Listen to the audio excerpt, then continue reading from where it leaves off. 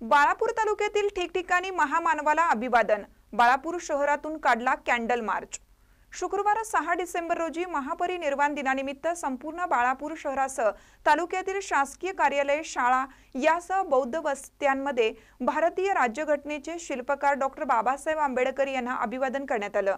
यावेळी सकाळपासूनच सर्वत्र बौद्ध वस्त्यात बौद्ध अनुयायांनी महामानवाला अभिवादन करण्यासाठी जय्यत तयारी केली होती, ज्यामध्ये सर्व नागरिकांनी मोठ्या संख्येने सहभाग घेतला।